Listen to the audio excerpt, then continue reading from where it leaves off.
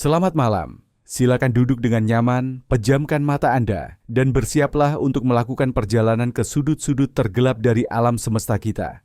Bayangkan sejenak segala yang bisa Anda lihat. Bintang, planet, galaksi, nebula.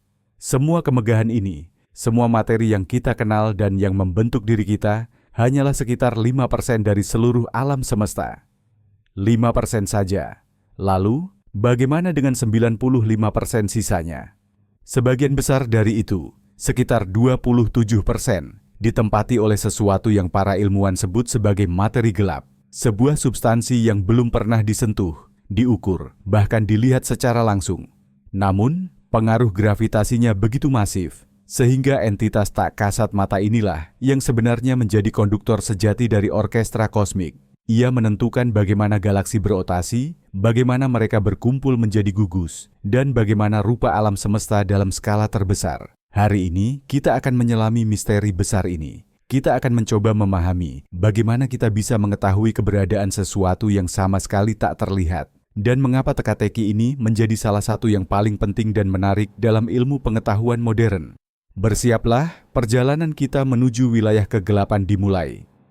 Kisah penemuan materi gelap adalah kisah detektif ilmiah klasik yang dimulai hampir 100 tahun lalu. Pada tahun 1930-an, seorang astronom Swiss bernama Fritz Zwicky yang dikenal memiliki karakter yang cukup eksentrik sedang mempelajari gugus galaksi raksasa di konstelasi Coma Berenices atau gugus koma. Ia mengukur kecepatan galaksi-galaksi individu yang bergerak di dalam gugus tersebut.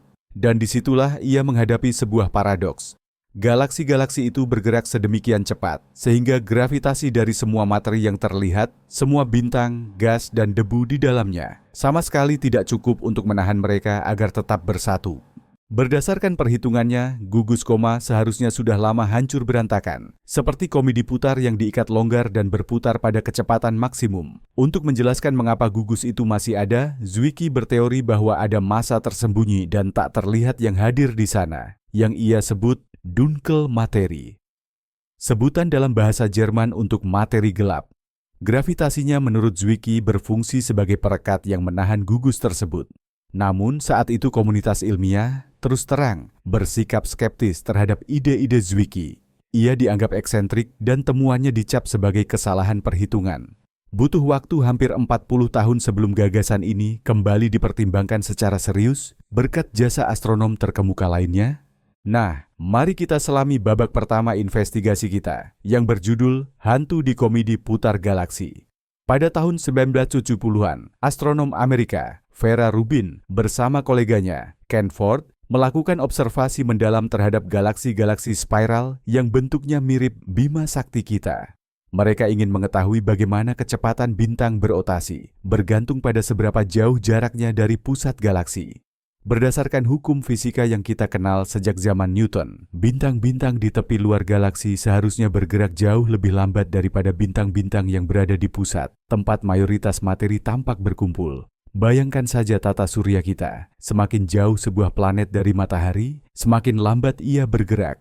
Merkurius melesat cepat mengelilingi orbitnya, sementara Neptunus yang jauh bergerak jauh lebih santai. Semua ilmuwan berharap melihat pola serupa di galaksi. Namun, penemuan Vera Rubin sama sekali bertentangan dengan semua prediksi. Bintang-bintang di ujung terluar galaksi berotasi dengan kecepatan yang sama, bahkan terkadang lebih cepat daripada bintang-bintang di pusat. Ini benar-benar tidak bisa dijelaskan. Ibaratnya, Anda memutar komedi putar, tapi kuda-kuda di pinggiran luar bergerak secepat yang ada di dekat poros pusat. Satu-satunya cara untuk mencegah bintang-bintang itu terlempar ke angkasa adalah dengan menambahkan sejumlah besar massa tak kasat mata yang mampu menahan mereka di orbitnya melalui gaya gravitasi.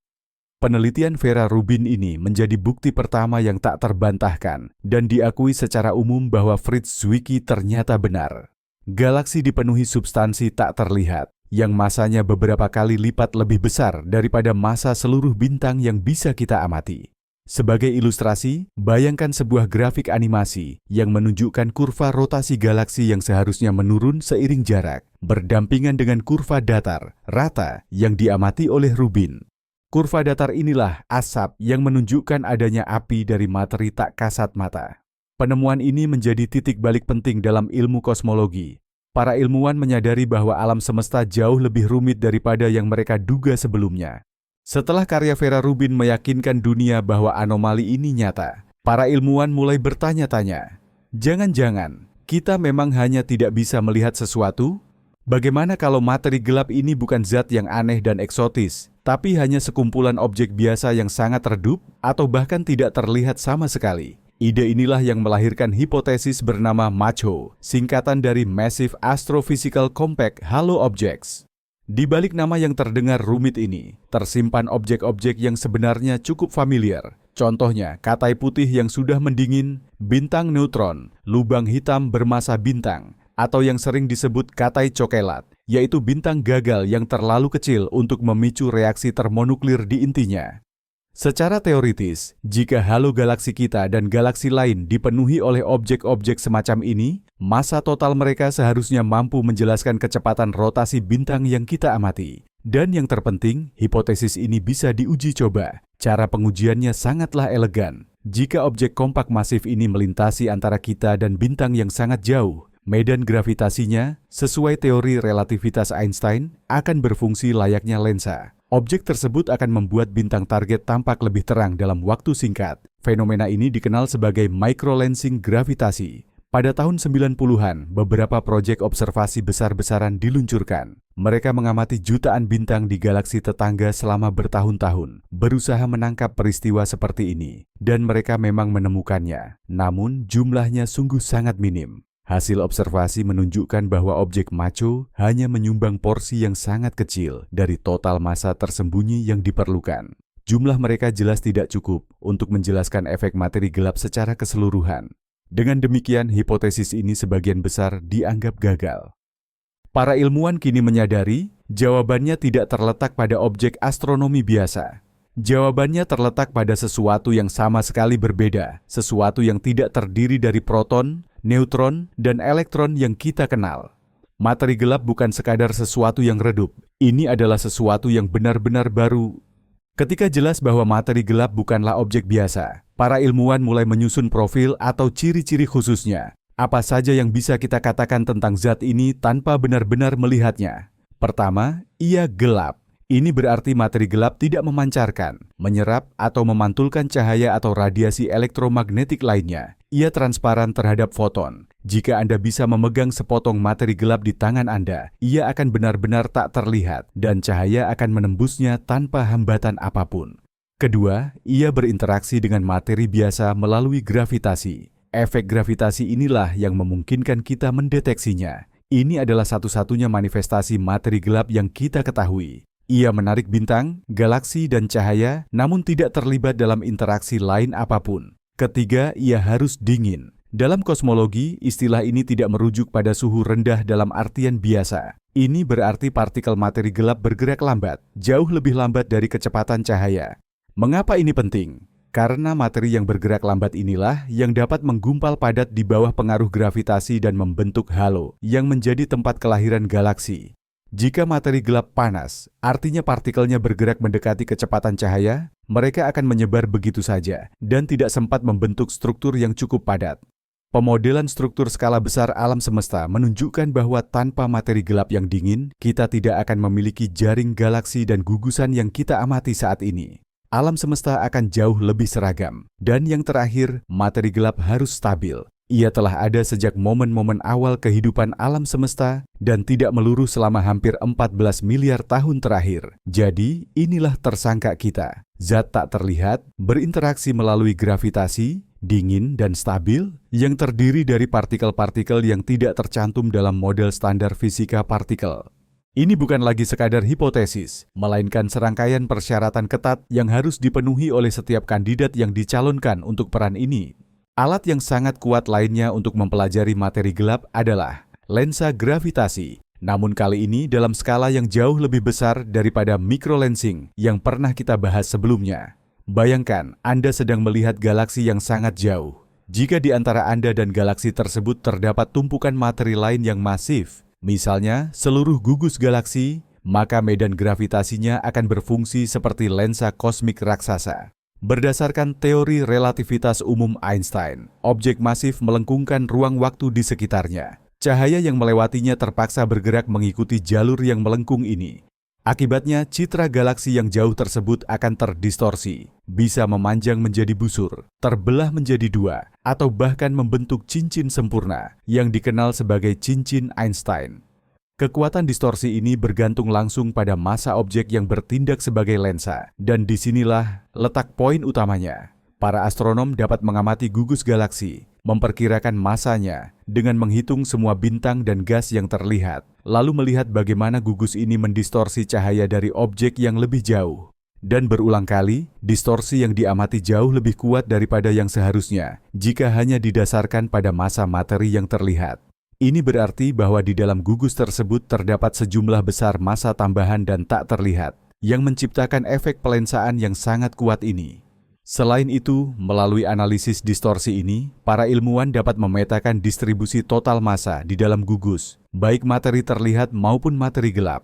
Peta-peta ini secara jelas menunjukkan bahwa sebagian besar massa tidak terkonsentrasi di tempat bintang-bintang berada, melainkan dalam halo materi gelap yang besar dan difus yang mengelilingi galaksi-galaksi yang terlihat.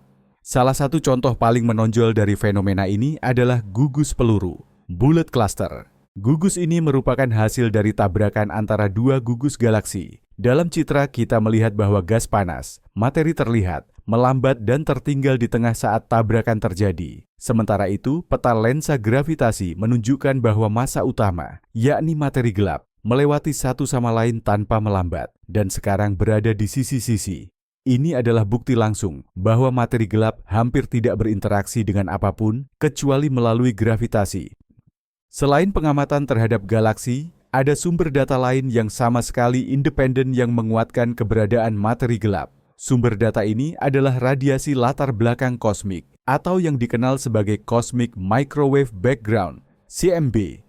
Ini pada dasarnya adalah gema dari dentuman besar, Big Bang, yaitu cahaya dari alam semesta purba, saat usianya baru sekitar 380.000 tahun.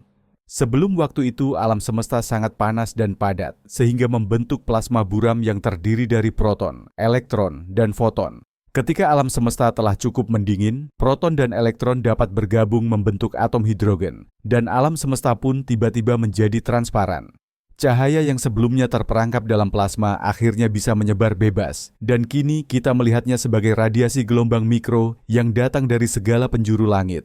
Radiasi ini tidak sepenuhnya seragam. Peta radiasi tersebut menunjukkan adanya fluktuasi suhu yang sangat kecil, bintik-bintik yang hanya 1/100.000 derajat lebih panas atau lebih dingin daripada rata-rata suhu.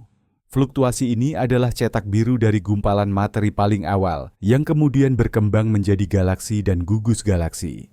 Dengan menganalisis ukuran dan distribusi bintik-bintik ini, para ilmuwan dapat menentukan komposisi alam semesta purba dengan akurasi yang luar biasa. Ini ibarat menentukan jenis batu yang dilempar hanya dengan melihat riak yang ditimbulkannya di permukaan air. Lantas, apa yang diungkapkan oleh data ini kepada kita? Data ini menunjukkan bahwa untuk membentuk struktur fluktuasi yang kita amati, materi biasa atau materi barionik yang menyusun diri kita, seharusnya hanya terdiri dari sekitar 5% dari total kepadatan energi di alam semesta. Sekitar 27% lainnya haruslah materi gelap dingin, cold dark matter. Sisanya adalah energi gelap. Angka-angka ini yang didapatkan dari pengamatan alam semesta paling awal sangat cocok dan presisi dengan angka-angka yang diperoleh dari pengamatan galaksi di alam semesta modern. Ini adalah dua metode yang sepenuhnya independen, namun keduanya menunjuk pada kesimpulan yang sama. Kecocokan semacam ini merupakan argumen yang sangat kuat bahwa model materi gelap dingin adalah benar. Tanpa materi gelap, kita tidak dapat menjelaskan baik rotasi galaksi maupun struktur radiasi latar belakang kosmik tersebut. Jadi, kita sudah memastikan bahwa materi gelap itu ada dan ia tidak terdiri dari partikel-partikel biasa. Ini membuka pintu menuju dunia fisika yang benar-benar baru dan belum terjamah, yang berada di luar apa yang kita sebut sebagai model standar. Model standar adalah kerangka teori yang dengan sangat baik menjelaskan semua partikel elementer yang kita ketahui, seperti quark, lepton, dan boson, serta 3 dari 4 interaksi fundamental, yaitu interaksi kuat, lemah, dan elektromagnetik.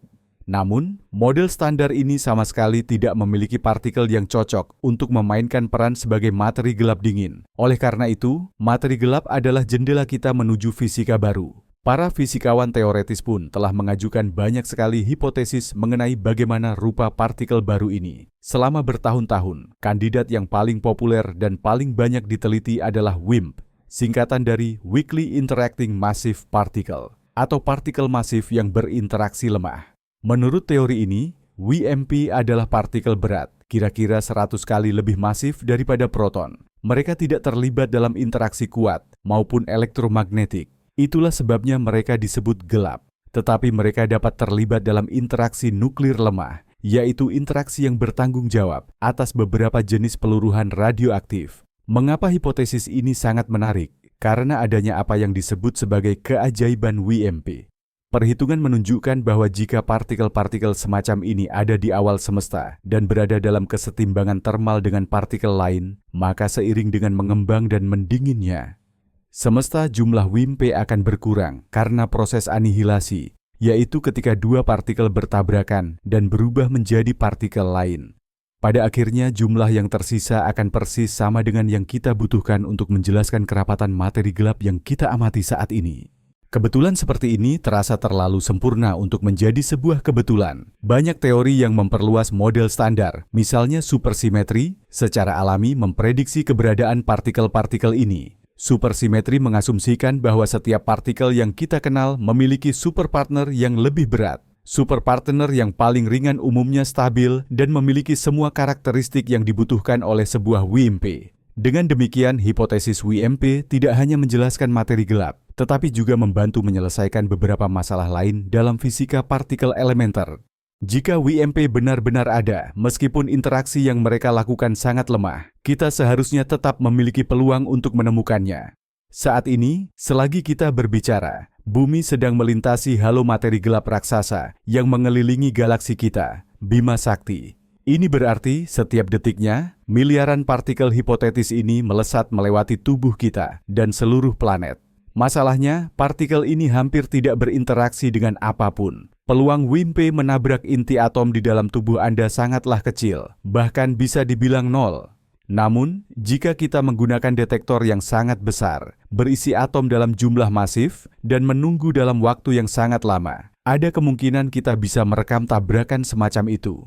Prinsip inilah yang mendasari berbagai eksperimen deteksi langsung materi gelap. Untuk menghilangkan gangguan dari sinar kosmik dan radioaktivitas alami yang dapat meniru sinyal WIMP, detektor ini dibangun jauh di bawah tanah, di bekas tambang atau di bawah pegunungan. Bebatuan berfungsi sebagai perisai alami. Detektor itu sendiri biasanya adalah tangki raksasa yang diisi dengan gas mulia cair yang sangat murni, seperti xenon atau argon. Ketika WIMP yang datang dari luar angkasa akhirnya bertabrakan dengan inti xenon, ia akan mentransfer sebagian energinya. Inti yang terpental ini menghasilkan kilatan cahaya atau sintilasi yang sangat kecil dan melepaskan beberapa elektron. Fotodetektor sensitif yang ditempatkan di bagian atas dan bawah tangki merekam cahaya dan elektron sehingga memungkinkan para ilmuwan untuk menentukan lokasi dan energi interaksi secara akurat. Eksperimen paling terkenal dari jenis ini adalah XNONNT di Italia, LX Zeppelin atau LZ di Amerika Serikat, dan Pandax di Tiongkok. Semua eksperimen ini telah mencapai sensitivitas yang luar biasa. Namun sejauh ini, belum ada sinyal WIMP yang meyakinkan terdeteksi. Keheningan ini memaksa para ilmuwan untuk meninjau ulang sifat-sifat WIMP atau mulai mempertimbangkan hipotesis lain secara lebih serius. Mungkin WIMP berinteraksi jauh lebih lemah dari yang kita duga, atau masanya berada pada kisaran yang berbeda. Atau mungkin saja materi gelap itu memang bukan WIMP kita. Selain pencarian langsung, ada juga metode lain untuk memburu WIMP, yaitu secara tidak langsung. Idenya sederhana. Meskipun WIMP sangat jarang berinteraksi dengan materi biasa, seharusnya sesekali mereka bertabrakan satu sama lain. Tabrakan ini seharusnya sering terjadi di area dengan konsentrasi materi gelap yang tinggi, seperti pusat galaksi kita atau pusat-pusat galaksi satelit kerdil. Ketika dua partikel WIMP bertabrakan, mereka bisa mengalami anihilasi, yang berarti mereka lenyap dan berubah menjadi aliran partikel biasa, seperti foton, khususnya kuanta gamma, neutrino, elektron, dan positron. Produk-produk anihilasi inilah yang bisa kita coba deteksi menggunakan teleskop kita. Contohnya, teleskop gamma luar angkasa seperti Fermilab terus-menerus memindai langit, mencari kelebihan sinar gamma yang datang dari pusat galaksi. Jika kita melihat sinyal di sana yang tidak dapat dijelaskan oleh sumber astrofisika yang sudah dikenal, seperti pulsar, lubang hitam, dan sebagainya, ini bisa menjadi petunjuk anihilasi materi gelap. Sementara itu, teleskop neutrino seperti Ice Cube di Antartika menggunakan pendekatan berbeda. Mereka mencari neutrino yang mungkin dihasilkan dari anihilasi WIMP yang telah terperangkap oleh medan gravitasi matahari dan berkumpul di intinya. Selama bertahun-tahun, memang ada beberapa petunjuk dan anomali yang menarik dalam data. Misalnya, adanya kelebihan sinar gamma dari pusat galaksi yang karakteristiknya menyerupai sinyal dari WIMP. Namun, analisis lebih lanjut menunjukkan bahwa sinyal-sinyal ini kemungkinan besar dapat dijelaskan oleh sebab yang lebih sederhana. Contohnya banyaknya pulsar milidetik yang belum ditemukan. Sampai hari ini, bukti meyakinkan mengenai anihilasi materi gelap masih belum ditemukan. Sama seperti pencarian langsung, keheningan hebat ini menimbulkan keraguan terhadap model WIMP yang paling sederhana dan memaksa para fisikawan untuk memperluas area pencarian mereka. Jalur pencarian materi gelap yang ketiga diluncurkan di akselerator partikel paling kuat, seperti Large Hadron Collider atau penumbuk hadronik besar, LHC, di CERN. Idenya di sini justru kebalikan dari pencarian di luar angkasa. Jika di alam semesta partikel WIMP beranihilasi dan berubah menjadi partikel biasa, mungkinkah kita bisa menabrakkan partikel biasa dengan energi sangat besar dan menghasilkan partikel materi gelap dari tabrakan itu? Di LHC, proton dipercepat hingga kecepatan mendekati kecepatan cahaya, lalu ditabrakkan satu sama lain. Di titik tabrakan, dilepaskan energi yang dahsyat, yang sesuai dengan rumus terkenal Einstein E=mc2, dapat berubah menjadi massa partikel baru, termasuk partikel yang sangat masif. Detektor yang dipasang di sekitar titik tabrakan merekam semua partikel yang lahir dari proses ini. Tapi bagaimana cara melihat partikel materi gelap jika ia tak terlihat dan tidak berinteraksi dengan detektor? Para fisikawan menggunakan trik. Mereka mencari peristiwa dengan energi yang hilang atau missing energy. Menurut hukum kekekalan energi dan momentum, jumlah total energi dan momentum partikel setelah tabrakan harus sama dengan energi dan momentum sebelum tabrakan. Jika sepasang partikel materi gelap lahir dari tabrakan itu, mereka akan terbang menjauh tanpa meninggalkan jejak di detektor. Namun, mereka akan membawa lari sebagian energi dan momentum. Detektor akan mencatat bahwa partikel yang terlihat menyebar ke satu sisi, sementara di sisi yang berlawanan tidak ada apa-apa, seolah-olah ada sesuatu yang tak terlihat mendorong mereka ke samping. Ketidakseimbangan ini, atau yang disebut energi transversal yang hilang, missing transverse energy, adalah bukti tidak langsung dari kelahiran partikel tak terlihat. Pencarian semacam ini sedang gencar dilakukan di LHC. Para ilmuwan mencari peristiwa di mana, misalnya, lahir foton yang kuat atau semburan hadron, dan pada saat yang sama, terdeteksi adanya energi yang hilang dalam jumlah besar. Sejauh ini, semua peristiwa yang diamati sangat cocok dengan prediksi model standar. Belum ada sinyal meyakinkan dari fisika baru atau kelahiran partikel materi gelap yang ditemukan di kolider ini. Ini adalah sepotong teka-teki lain yang menunjukkan bahwa jika WIMP memang ada, sifat-sifatnya mungkin lebih kompleks dari yang kita duga. Atau bisa jadi materi gelap sama sekali bukan WIMP. Mengingat sejauh ini upaya pencarian WIMP belum membuahkan hasil, para ilmuwan kini semakin mengalihkan perhatian mereka pada kelas kandidat materi gelap lainnya. Salah satu yang paling menarik adalah aksion. Aksion merupakan partikel hipotetis yang sangat ringan, yang pertama kali diusulkan pada tahun 70-an untuk menyelesaikan masalah yang sama sekali berbeda dalam fisika partikel, dikenal sebagai masalah CP kuat, Strong CP Problem. Masalah ini berkaitan dengan mengapa interaksi nuklir kuat tidak seperti interaksi nuklir lemah, tidak melanggar simetri tertentu, yaitu invariansi CP. Teori yang berhasil memecahkan masalah ini kemudian memprediksi keberadaan partikel baru, aksion.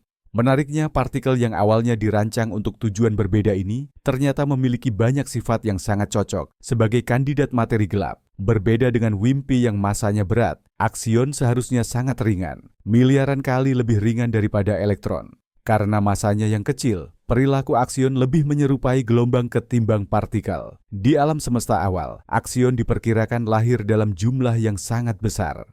Saat ini mereka membentuk medan koheren raksasa yang menyelimuti seluruh alam semesta, semacam lautan tak kasat mata. Meskipun aksion individual hampir tidak berinteraksi dengan materi biasa, efek kolektifnya yang bersifat gelombang justru bisa dideteksi. Sifat utama aksion yang diprediksi adalah kemampuannya untuk berubah menjadi foton, dan sebaliknya, jika berada di dalam medan magnet yang kuat.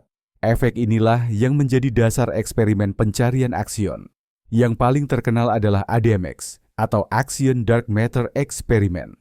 ADMX menggunakan magnet superkonduktor yang sangat kuat, dengan sebuah resonator, ruang tembaga berongga, di dalamnya.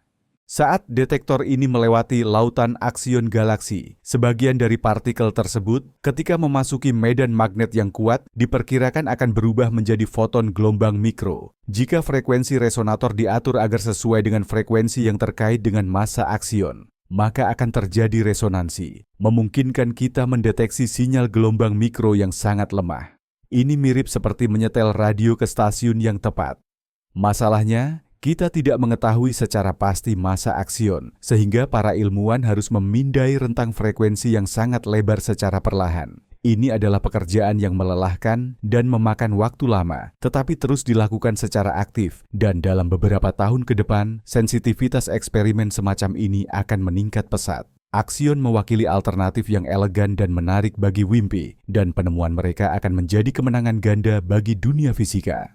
Selain kandidat yang umum, dunia materi gelap juga punya ide-ide yang lebih eksotis, seperti neutrino steril. Kita sudah tahu ada 3 flavor atau jenis neutrino biasa, yaitu neutrino elektron, neutrino muon, dan neutrino tau. Mereka adalah partikel yang sangat ringan, hanya berinteraksi melalui interaksi lemah dan gravitasi. Partikel-partikel ini sempat dianggap sebagai kandidat materi gelap. Namun, penelitian menunjukkan bahwa mereka terlalu ringan dan bergerak terlalu cepat. Mereka diklasifikasikan sebagai materi gelap panas dan tidak mampu menjelaskan bagaimana galaksi terbentuk. Namun, beberapa teori memprediksi adanya tipe neutrino keempat yang disebut neutrino steril. Partikel ini disebut steril karena ia sama sekali tidak terlibat dalam interaksi model standar, kecuali gravitasi. Ia hanya berinteraksi dengan neutrino biasa melalui mekanisme pencampuran yang sangat spesifik. Seandainya neutrino steril memiliki massa yang cukup besar, dalam kisaran kilo elektron volt, yang lebih berat dari neutrino biasa namun jauh lebih ringan dari WIMPy, mereka bisa dikategorikan sebagai materi gelap hangat. Mereka akan cukup lambat untuk memungkinkan pembentukan galaksi, tetapi juga cukup cepat untuk menghaluskan struktur pada skala terkecil. Hal ini berpotensi menyelesaikan beberapa masalah yang ada pada model standar materi gelap dingin, atau CDM. Hipotesis ini memiliki prediksi yang menarik. Meskipun neutrino steril sangat stabil, mereka masih bisa meluruh, meski sangat jarang, misalnya menjadi neutrino biasa dan foton. Foton ini akan memiliki energi yang sangat spesifik, yaitu setengah dari massa neutrino steril. Para astronom mencari garis emisi halus pada energi tertentu di spektrum sinar X galaksi dan gugusan galaksi, yang mungkin merupakan jejak dari peluruhan tersebut. Pada tahun 2014, muncul beberapa laporan mengenai penemuan garis sinar X misterius dengan energi sekitar 3,5 kilo elektron volt. Ini berpotensi cocok dengan neutrino steril yang memiliki massa 7 kilo elektron volt. Penemuan ini tentu saja memicu kehebohan besar. Namun, observasi lanjutan yang lebih akurat tidak dapat secara definitif memverifikasi maupun menyanggah sinyal tersebut. Pertanyaannya masih belum terjawab, dan perburuan neutrino steril terus berlanjut. Mari kita sejenak keluar dari dunia partikel dan melihat masalah ini dari sudut pandang yang sama sekali berbeda. Bagaimana jika materi gelap itu memang tidak ada? Bagaimana jika kesalahan kita bukan terletak pada komposisi alam semesta, melainkan pada hukum-hukum gravitasi itu sendiri?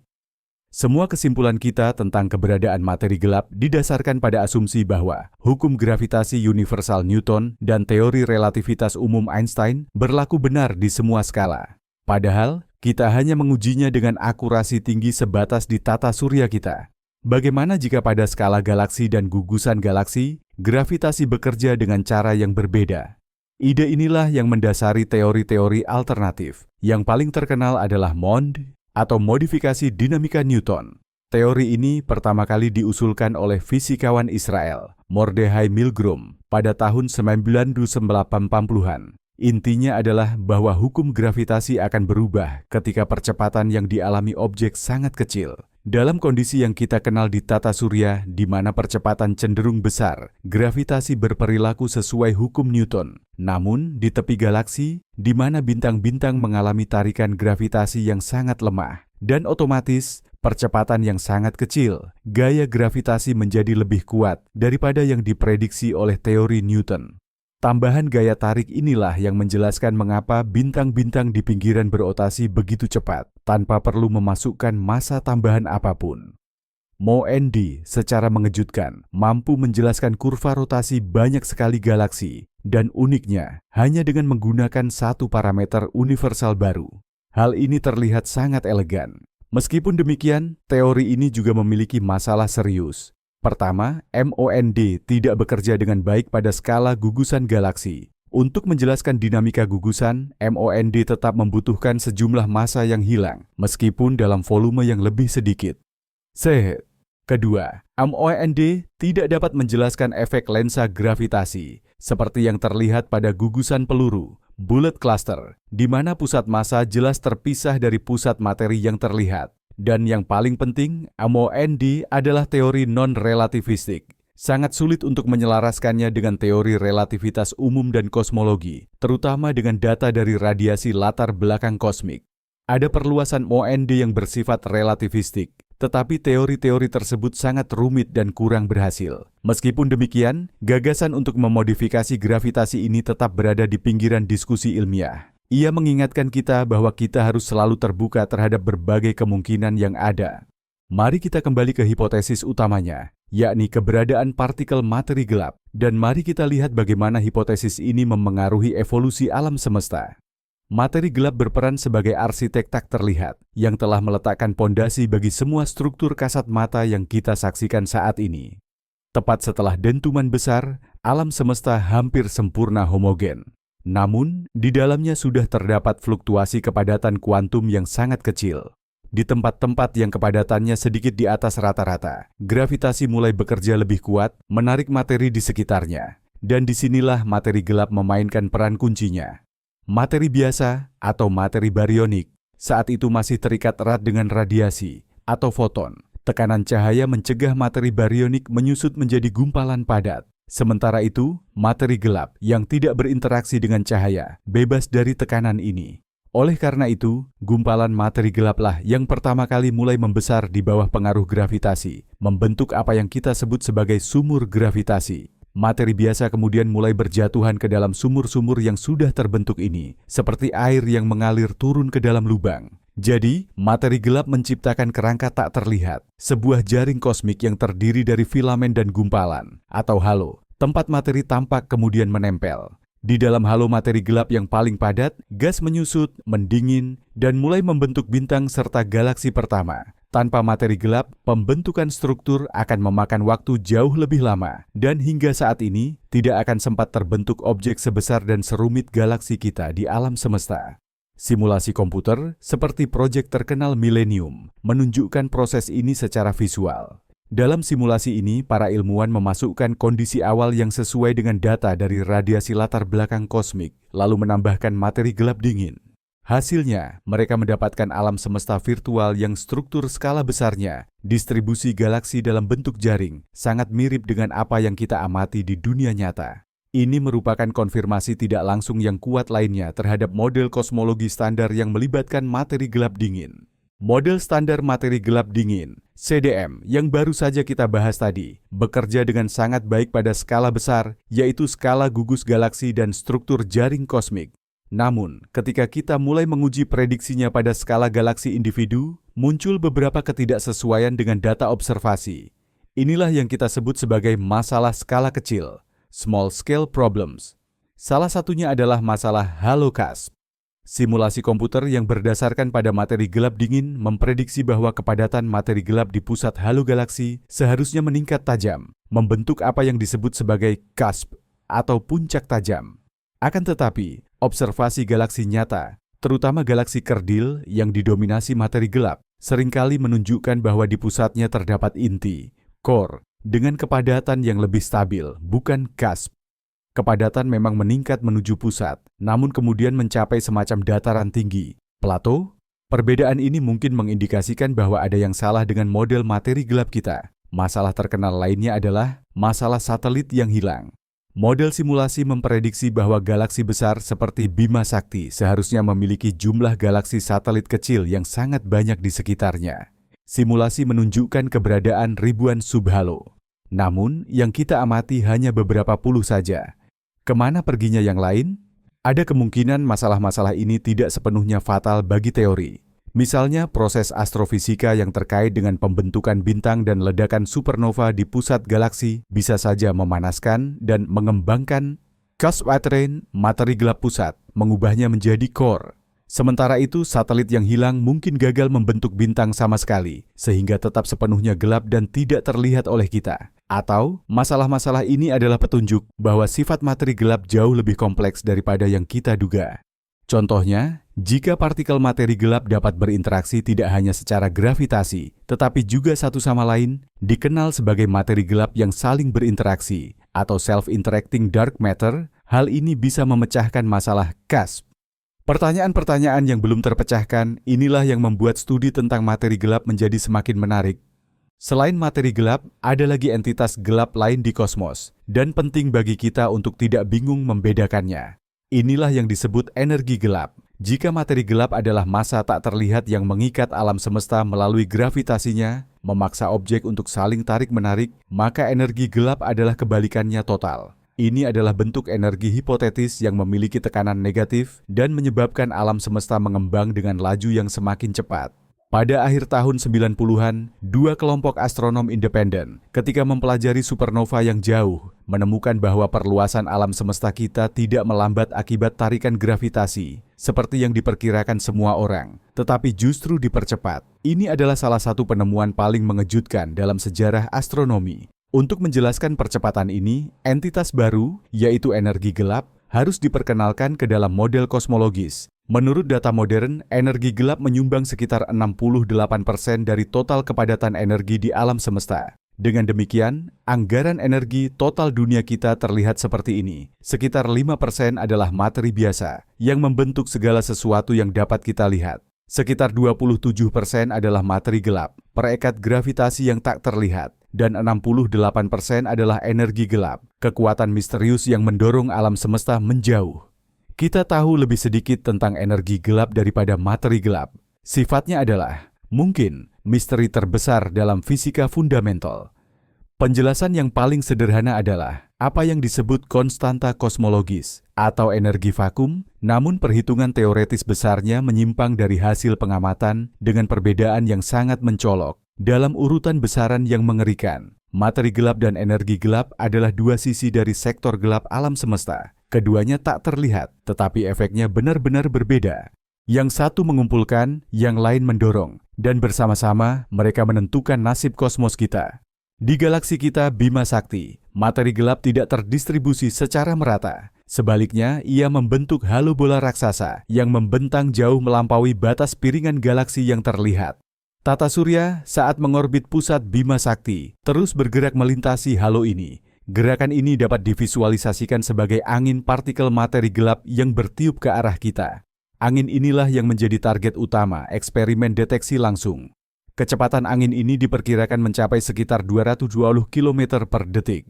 Kepadatan materi gelap di sekitar matahari memang tidak terlalu tinggi, namun cukup untuk membuat ratusan ribu, bahkan jutaan partikel WIMP, jika memang ada, melintas melalui setiap sentimeter persegi, setiap detiknya.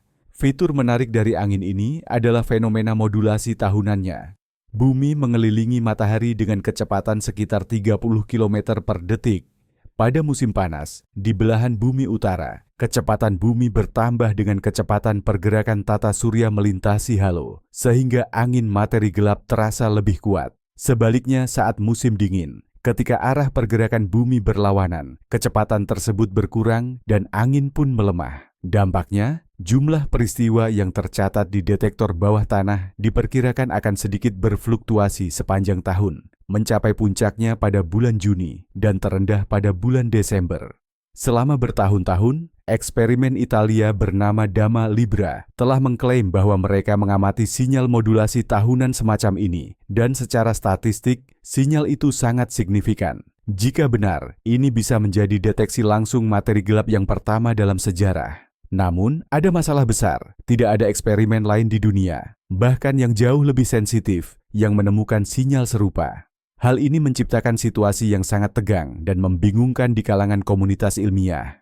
Mungkin detektor Dama Libra sedang menangkap proses latar belakang tak dikenal yang menyerupai sinyal materi gelap. Atau mungkin saja materi gelap berinteraksi dengan detektor mereka yang menggunakan kristal natrium iodida dengan cara khusus yang tidak terjadi pada detektor berbasis xenon cair atau argon. Misteri ini hingga kini masih belum terpecahkan.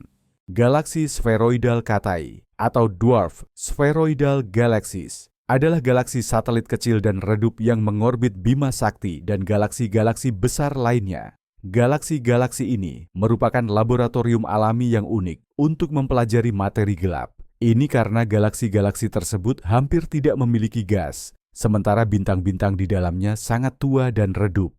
Perbandingan antara massa materi gelap dengan massa bintang di galaksi ini bisa mencapai ratusan, bahkan ribuan, banding 1. Mereka hampir sepenuhnya terdiri dari materi gelap, dengan bintang-bintang di dalamnya hanyalah titik-titik cahaya langka yang memungkinkan kita mengukur medan gravitasi. Dengan mengukur kecepatan pergerakan bintang-bintang ini, para astronom dapat menentukan massa dan kepadatan materi gelap di objek-objek tersebut dengan sangat akurat. Karena galaksi Katai memiliki sangat sedikit materi biasa dan proses astrofisika, seperti ledakan supernova, galaksi-galaksi ini menjadi target ideal untuk mencari sinyal anihilasi materi gelap. Jika WIMP beranihilasi, aliran sinar gamma dari objek-objek murni ini seharusnya jauh lebih menonjol dibandingkan latar belakang. Terutama jika dibandingkan dengan pusat galaksi kita sendiri, yang kaya akan sumber sinar gamma lainnya. Teleskop luar angkasa seperti Fermi-LAT telah mempelajari puluhan galaksi tersebut dengan cermat selama bertahun-tahun. Hingga saat ini, belum ada kelebihan emisi sinar gamma yang terdeteksi dari galaksi-galaksi tersebut. Pengamatan ini telah menghasilkan batasan paling ketat yang pernah ada mengenai probabilitas anihilasi WIMP. Bahkan, untuk banyak model WIMP ringan, data ini telah menyingkirkan kemungkinan bahwa partikel-partikel tersebut menyusun seluruh materi gelap.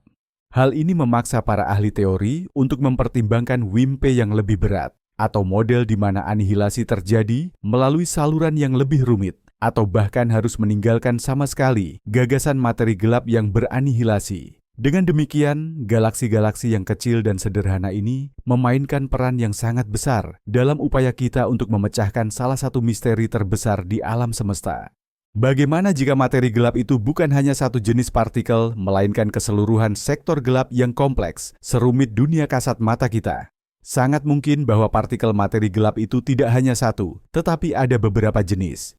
Mereka mungkin memiliki interaksi internal mereka sendiri, kimia gelap mereka, atau bahkan medan elektromagnetik gelap yang dibawa oleh foton gelap. Ide ini membuka banyak ruang untuk teori baru dan dapat membantu menyelesaikan beberapa masalah yang ada pada model materi gelap standar. Contohnya, jika partikel materi gelap berinteraksi kuat satu sama lain, tetapi tidak dengan materi kita, sebuah fenomena yang disebut self-interacting dark matter. Ini bisa menjelaskan mengapa inti galaksi memiliki kepadatan yang stabil, alih-alih puncak kepadatan yang tajam. KASPA. Saat partikel materi gelap saling bertabrakan, mereka akan bertukar energi, dan ini akan menghaluskan puncak kepadatan di bagian tengah galaksi. Model-model yang melibatkan foton gelap menawarkan peluang deteksi yang menarik. Foton gelap ini dapat bercampur dengan foton biasa dalam skala yang sangat kecil. Jika ini terjadi, kita akan melihat peluruhan partikel yang sangat langka atau sinyal baru dalam eksperimen yang mencari partikel ringan. Adanya sektor gelap yang rumit juga bisa menjelaskan beberapa anomali astronomi yang sulit dijelaskan oleh model yang sederhana. Misalnya, ini bisa memicu pembentukan cakram gelap di dalam galaksi atau menghasilkan dinamika yang lebih kompleks ketika gugus-gugus galaksi bertabrakan. Tentu saja, saat ini semua ini masih sebatas spekulasi. Prinsip pisau Occam, Occam's razor, mengajarkan kita untuk tidak membuat entitas menjadi rumit tanpa alasan yang jelas. Namun, seiring model materi gelap yang paling sederhana terus gagal menemukan konfirmasi eksperimental, gagasan bahwa dunia gelap ini mungkin jauh lebih menarik daripada yang kita bayangkan menjadi semakin memikat. Mungkin kita sedang berada di ambang penemuan bukan hanya satu partikel baru, melainkan seluruh alam semesta paralel yang baru, yang selama ini tersembunyi dari pandangan kita. Mari kita intip masa depan. Eksperimen dan observatorium generasi baru mana yang akan membantu kita semakin dekat mengungkap misteri materi gelap ini? Di ranah deteksi langsung, detektor yang jauh lebih besar dan lebih sensitif sedang disiapkan untuk diluncurkan. Proyek-proyek generasi berikutnya seperti Darwin di Eropa dan XLZD di AS berencana menggunakan puluhan ton xenon cair. Tingkat sensitivitasnya akan sangat tinggi, sehingga mereka bisa mendeteksi WIMP dalam rentang massa yang luas, atau mencapai apa yang disebut batas dasar neutrino, DTM, neutrino floor. Ini adalah batas fundamental.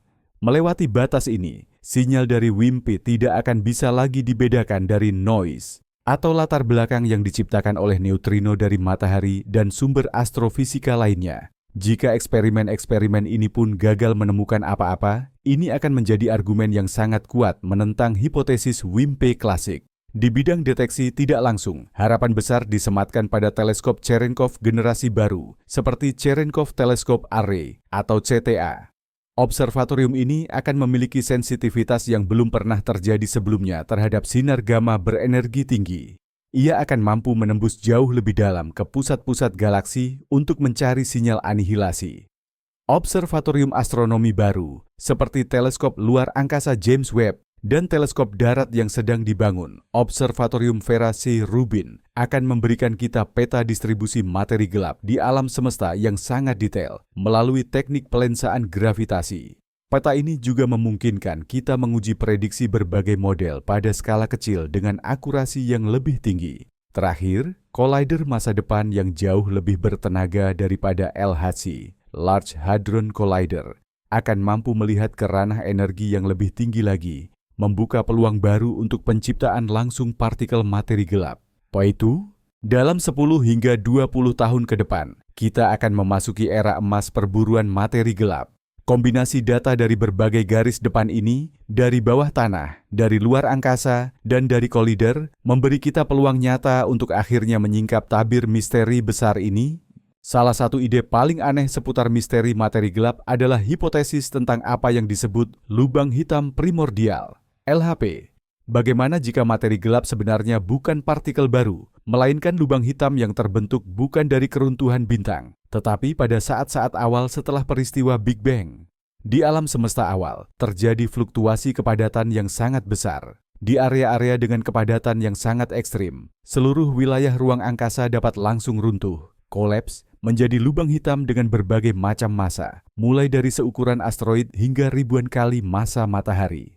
Lubang hitam primordial ini adalah kandidat ideal untuk peran materi gelap. Mereka tidak memancarkan cahaya, hanya berinteraksi secara gravitasi dan bersifat dingin atau bergerak lambat. Popularitas hipotesis ini telah naik turun selama puluhan tahun. Namun, minat terhadapnya kembali muncul belakangan ini. Hal ini terjadi setelah Observatorium Gelombang Gravitasi LIGO dan Virgo mulai mendeteksi penggabungan lubang hitam dengan massa beberapa puluh kali massa matahari, sebuah fenomena yang sulit dijelaskan oleh model astrofisika standar.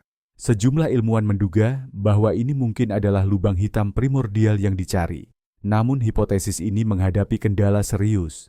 Ada banyak sekali pengamatan astronomi yang memberikan batasan sangat ketat pada jumlah LHP di rentang massa tertentu. Misalnya, jika jumlah LHP terlalu banyak, kita seharusnya melihat lebih banyak peristiwa microlensing. Selain itu, mereka bisa menghancurkan gugus bintang atau memanaskan gas antar bintang secara berlebihan. Saat ini, sebagian besar rentang massa untuk LHP sebagai komponen utama materi gelap telah tertutup.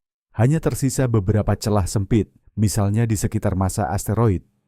Meskipun demikian, gagasan bahwa setidaknya sebagian kecil materi gelap mungkin terdiri dari objek-objek eksotis ini masih valid dan terus diselidiki secara aktif. Menemukan bahkan satu saja lubang hitam primordial akan menjadi penemuan yang revolusioner. Materi gelap tidak hanya memengaruhi pergerakan galaksi, tapi juga evolusi bintang dan planet, meskipun pengaruhnya sangat halus. Ambil contoh. Jika partikel materi gelap bisa beranihilasi, maka penumpukan mereka di inti bintang, seperti matahari kita, bisa menjadi sumber energi tambahan. Gravitasi matahari terus-menerus menangkap partikel materi gelap yang lewat. Seiring waktu, partikel-partikel ini akan mengendap di intinya, dan konsentrasinya pun meningkat. Ketika anihilasi terjadi di sana, energi akan dilepaskan, yang kemudian akan memanaskan inti matahari. efek ini kemungkinan besar sangat kecil jika dibandingkan dengan energi dari reaksi termonuklir. Namun, ia bisa saja mengubah struktur internal bintang, bahkan aliran neutrino yang kita ukur di bumi, meskipun perubahannya hanya sedikit.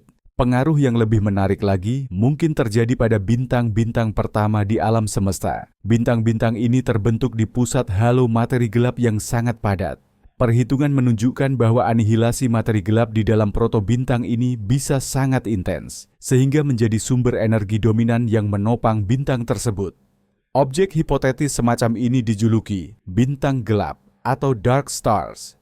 Mereka diprediksi jauh lebih masif dan berumur lebih panjang dibandingkan bintang generasi pertama pada umumnya. Ada kemungkinan teleskop luar angkasa James Webb saat mengintip ke masa alam semesta yang paling awal bisa menemukan jejak-jejak objek eksotis ini.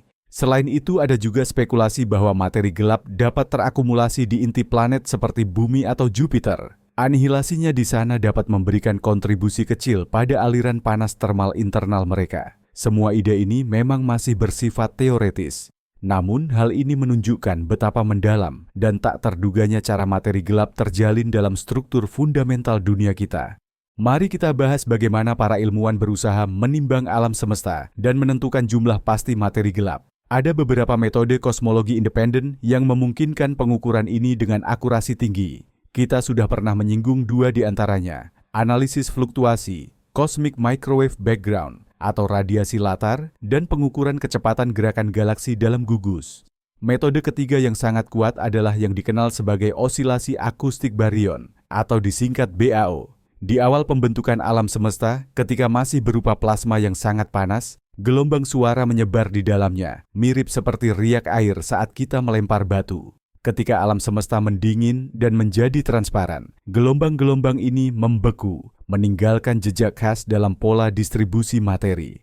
Akibat proses ini, muncul jarak yang spesifik antara galaksi yang besarnya sama dengan sejauh mana gelombang suara itu berhasil menyebar sebelum membeku. Jarak ini berfungsi sebagai semacam penggaris standar yang dapat kita amati di alam semesta saat ini. Dengan mengukur bagaimana ukuran penggaris yang tampak ini berubah seiring jarak galaksi, kita dapat merekonstruksi sejarah ekspansi alam semesta dengan sangat akurat dan pada akhirnya menentukan komposisinya. Metode keempat melibatkan perhitungan jumlah gugus galaksi. Jumlah dan massa gugus ini sangat sensitif terhadap total materi di alam semesta karena gravitasi adalah kekuatan utama yang membentuknya. Dengan membandingkan jumlah gugus yang teramati dengan prediksi dari model teoretis, kita bisa menentukan berapa banyak total materi, baik materi gelap maupun materi biasa yang ada di kosmos. Hal yang menakjubkan adalah bahwa semua metode yang sama sekali berbeda ini, mulai dari radiasi latar CMB, dinamika gugus, BAO, perhitungan gugus, hingga data dari lensa gravitasi dan supernova, semuanya mengarah pada angka yang sama.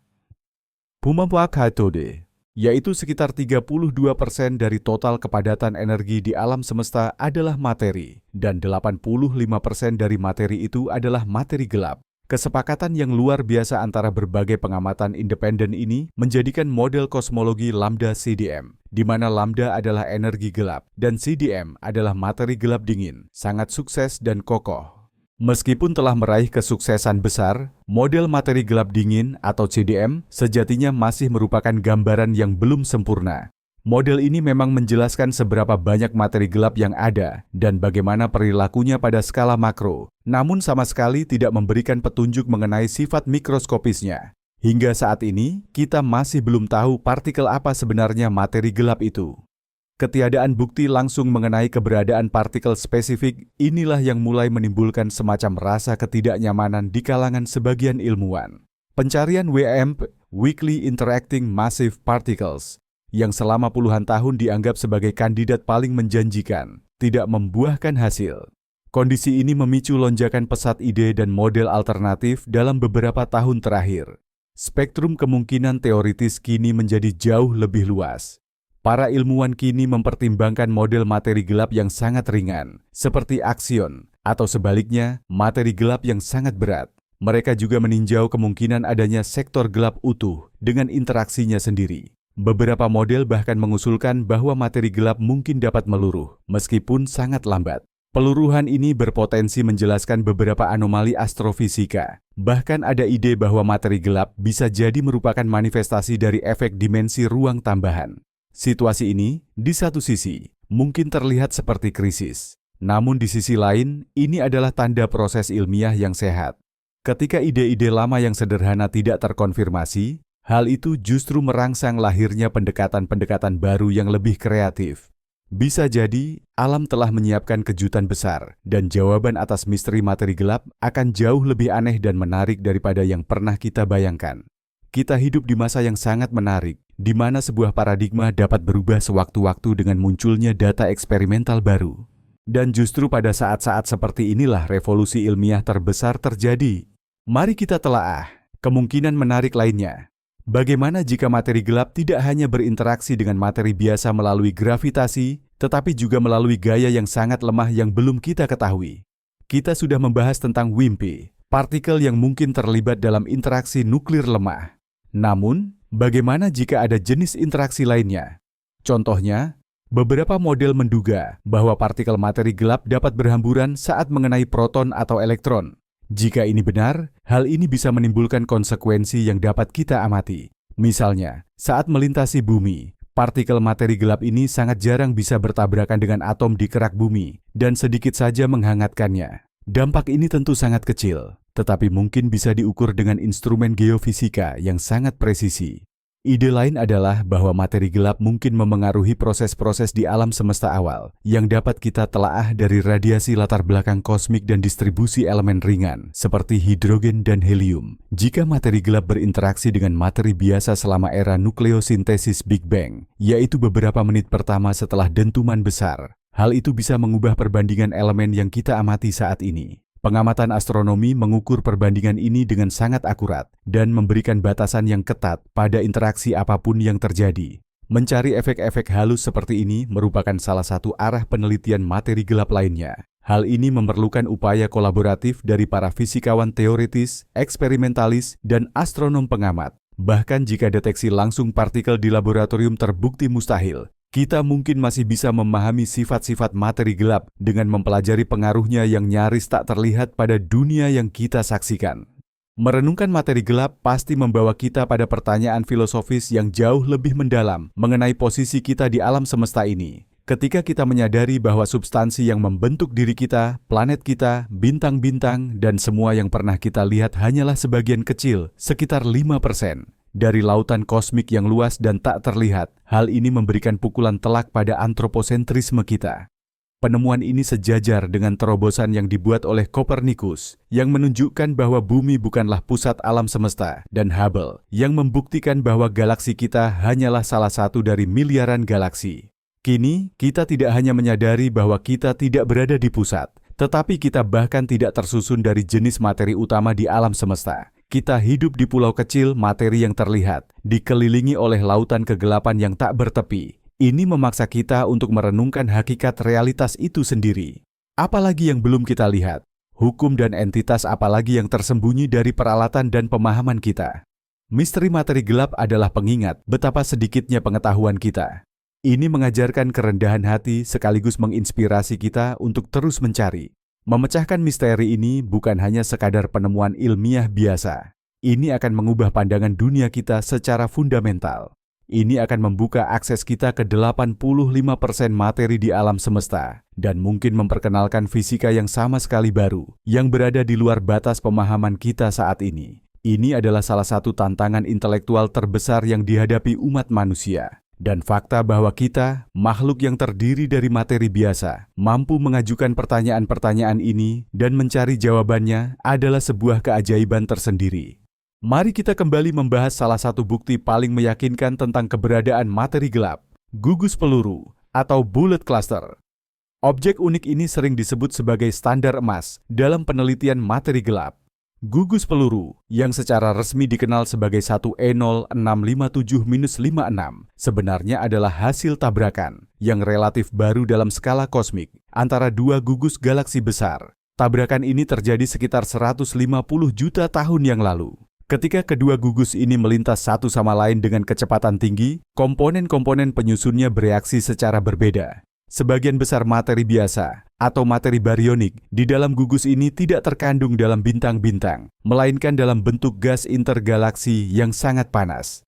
Saat bertabrakan, awan gas dari kedua gugus ini saling menabrak, mengalami hambatan besar, memanas hingga jutaan derajat, dan kemudian melambat. Kita dapat melihat gas ini menggunakan teleskop sinar X seperti Chandra. Gas ini sebagian besar terkumpul di pusat lokasi tabrakan, terperangkap di antara dua kelompok galaksi yang kini bergerak menjauh. Sementara itu, gugus galaksi itu sendiri, yang terdiri dari bintang-bintang, ukurannya jauh lebih kecil daripada awan gas. Oleh karena itu, mereka melintas satu sama lain hampir tanpa hambatan, layaknya peluru. Namun, bagian paling menarik muncul ketika kita melihat peta distribusi massa di gugus ini, yang dipetakan menggunakan teknik lensa gravitasi. Peta ini menunjukkan di mana sebenarnya massa gravitasi utama berada, dan ternyata massa tersebut tidak berada di lokasi gas panas. Dua puncak massa utama justru terletak persis di lokasi kelompok-kelompok galaksi yang telah bergerak saling menjauh. Artinya, massa utama gugus ini melewati lokasi tabrakan tanpa melambat sama sekali. Sementara sebagian besar materi yang terlihat, yaitu gas, justru tertinggal dan melambat. Ini adalah pengamatan langsung terhadap pemisahan antara materi gelap dan materi barionik. Fenomena ini sangat sulit dijelaskan menggunakan teori gravitasi yang dimodifikasi, yang mengaitkan efek gravitasi secara langsung hanya dengan materi yang terlihat. Gugus peluru secara jelas menunjukkan adanya sesuatu yang memiliki massa, namun tidak berinteraksi secara elektromagnetik. Ini pada dasarnya adalah foto materi gelap yang sedang beraksi. Belakangan ini, para astronom menemukan beberapa galaksi yang sangat unik, yang seolah-olah menantang pemahaman kita tentang materi gelap. Ini adalah apa yang disebut galaksi tanpa materi gelap. Salah satu yang paling terkenal adalah galaksi ultradifus yang dinamakan NGC 842 DF2.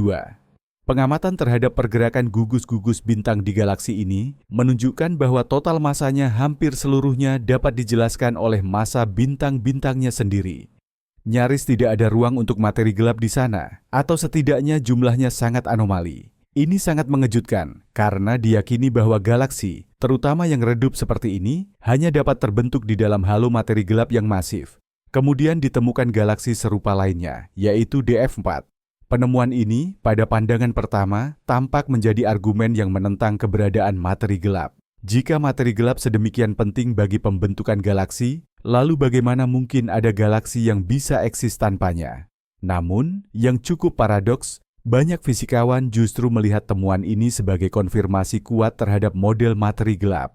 Mengapa? Karena ini menunjukkan bahwa materi gelap adalah zat nyata yang dapat dipisahkan dari materi biasa. Jika anomali rotasi galaksi disebabkan oleh modifikasi hukum gravitasi, maka efek ini harusnya berlaku di semua galaksi tanpa terkecuali. Tidak mungkin ada galaksi di mana efek tersebut dimatikan atau tidak terjadi. Namun, jika materi gelap adalah sebuah zat, maka kita bisa membayangkan skenario di mana ia terpisah dari gas pembentuk bintang. Misalnya sebagai akibat dari interaksi gravitasi yang rumit dalam gugusan padat. Keberadaan galaksi dengan kadar materi gelap yang bervariasi, mulai dari yang hampir tidak ada sama sekali hingga yang didominasi total olehnya, menunjukkan bahwa keduanya adalah dua komponen yang berbeda, bukan sekadar efek yang sama. Meskipun mekanisme pasti pembentukan galaksi-galaksi semacam ini masih menjadi bahan perdebatan, keberadaan mereka sendiri menambahkan sentuhan yang menarik pada gambaran kosmik secara keseluruhan. Salah satu aspek paling menarik dari penelitian materi gelap adalah kemungkinan bahwa ia terhubung erat dengan misteri besar lainnya dalam fisika. Kita sudah menyinggung bagaimana hipotesis partikel masif berinteraksi lemah atau WMP terkait dengan teori supersimetri. Supersimetri diajukan untuk memecahkan masalah hierarki, yaitu pertanyaan mengapa boson Higgs jauh lebih ringan dari yang diperkirakan teori, dan mengapa gravitasi begitu lemah dibandingkan gaya fundamental lainnya. Supersimetri menyelesaikan masalah ini dengan elegan, namun memprediksi adanya sekumpulan besar partikel baru yang disebut superpartikel. Jika partikel paling ringan di antaranya stabil, ia menjadi kandidat ideal untuk materi gelap.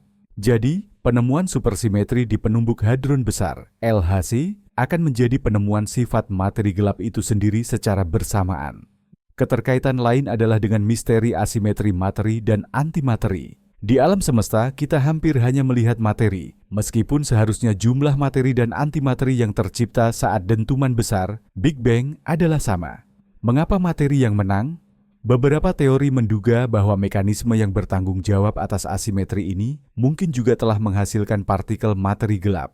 Ada model materi gelap asimetris, di mana jumlah materi gelap di alam semesta tidaklah kebetulan, melainkan berhubungan langsung dengan jumlah materi biasa atau materi barionik.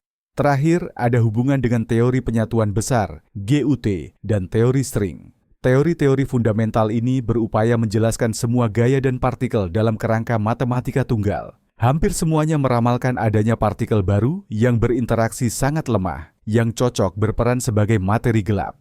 Singkatnya, misteri materi gelap bukanlah sekadar masalah astronomi yang terisolasi. Ini adalah kunci yang dapat membuka pintu menuju pemahaman yang jauh lebih mendalam mengenai hukum-hukum fundamental alam semesta.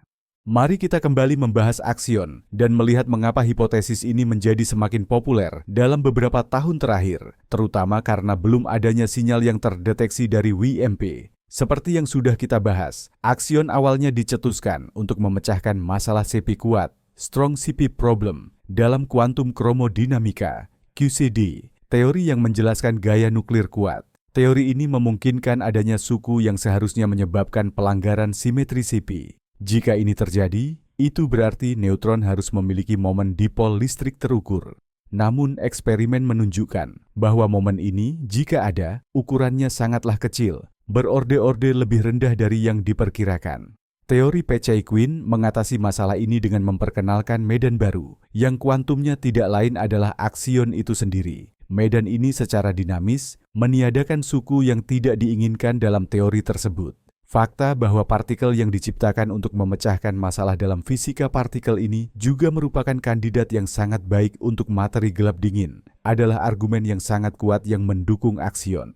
Ketika lahir di alam semesta awal, aksion membentuk apa yang kita sebut kondensat Bose-Einstein, berperilaku layaknya gelombang koheren raksasa. Hal ini menghasilkan prediksi-prediksi yang menarik. Misalnya, karena sifat gelombangnya, materi gelap aksion dapat membentuk struktur yang lebih mulus pada skala kecil daripada WIMP, dan ini berpotensi memecahkan masalah KSF. Selain itu, aksion yang super ringan dapat membentuk objek eksotis yang disebut bintang aksion atau bintang boson, gumpalan raksasa yang menyatu karena gravitasi mereka sendiri. Perburuan aksion saat ini adalah bidang penelitian yang sangat aktif. Selain eksperimen seperti ADMX yang mencari transformasi aksion menjadi foton, ada pendekatan-pendekatan lain. Contohnya, aksion dapat dipancarkan dari inti matahari dan kemudian berubah menjadi sinar X di medan magnet yang kuat. Inilah yang coba dideteksi oleh helioskop aksion seperti CAST di CERN. Ada juga gagasan untuk mencari efek yang mungkin ditimbulkan oleh medan aksion pada spin partikel biasa, yang menjadi dasar eksperimen seperti CASPER. Peluang pencarian ini sangat luas, dan banyak fisikawan percaya bahwa disinilah terobosan besar kita berikutnya mungkin akan terjadi. Sebagai ringkasan, mari kita bahas kembali mengapa kita begitu yakin bahwa materi gelap itu ada, meskipun kita belum tahu pasti apa wujudnya. Bukti-bukti ini datang dari berbagai sumber independen, mencakup skala yang sangat berbeda-beda. Pertama, kurva rotasi galaksi. Bintang-bintang di pinggiran galaksi berputar terlalu cepat, yang menandakan adanya massa tak terlihat yang sangat besar. Kedua, dinamika galaksi dalam gugus. Galaksi bergerak begitu cepat sehingga gugusan tersebut seharusnya sudah lama tercerai-berai, seandainya tidak diikat oleh gravitasi tambahan. Ketiga, pelensaan gravitasi, gravitational lensing. Gugus masif membengkokkan cahaya dari objek yang jauh-jauh lebih kuat daripada yang diperbolehkan oleh massa tampak mereka. Peta distribusi massa yang dihasilkan melalui metode ini menunjukkan keberadaan halo materi gelap raksasa. Keempat, latar belakang gelombang mikrokosmik, cosmic microwave background. Struktur fluktuasi suhu dalam radiasi peninggalan hanya dapat dijelaskan jika di alam semesta awal terdapat 5 kali lebih banyak materi gelap dingin, cold dark matter, dibandingkan dengan materi biasa. Kelima, struktur alam semesta berskala besar.